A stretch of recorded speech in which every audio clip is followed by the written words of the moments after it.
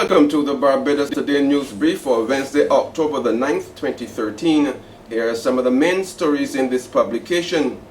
As the probe continues into last weekend's automated teller machine heist in Barbados, new information has emerged on the identity of a third man suspected to be involved in the daring commercial bank scam.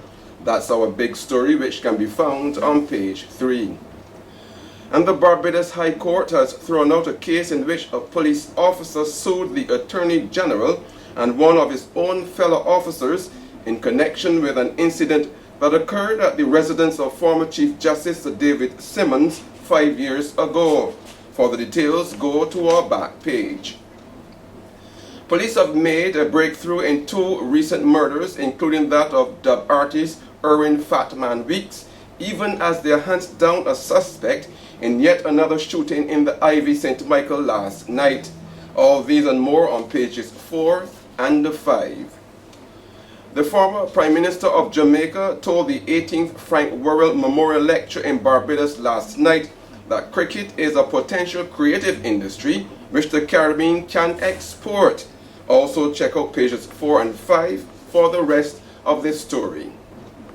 And local tourism officials were today celebrating the announcement of additional airlift by JetBlue against the background that American Airways had cancelled its service to Barbados.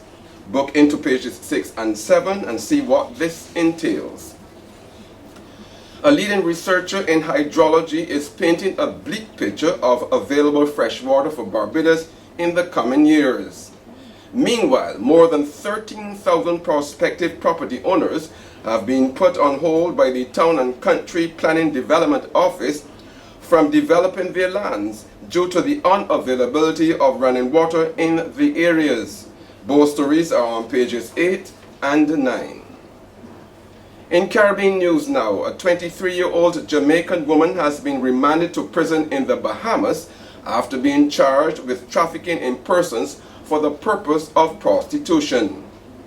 In other regional news, the head of Crime Stop Jamaica is claiming that what he called the hierarchical bureaucracy and constipation in the investigative system of the Jamaica Constabulary Force has been challenging the competence of the Crime Stop program. These stories can be found on pages 30 and 31. News making headlines around the world. Advocates for Haitian victims of the deadly cholera epidemic that first afflicted their country 3 years ago said today they were taking the extraordinary step of suing the United Nations. And US President Barack Obama has officially nominated Federal Reserve Vice Chair Janet Yellen to be the next head of the US Central Bank. Follow all these developments and the rest of our global news on pages 32 and 33. And finally in sports, middle order batsman Leon Johnson once again starred for the West Indies A, but the rest of the team flopped in the unofficial test match against India A in India today. See how the game unfolded on page 47. And this has been the Barbados Today News Brief. On behalf of my videographer and video editor Gregory Waldron, I'm Emmanuel Joseph. See you next time.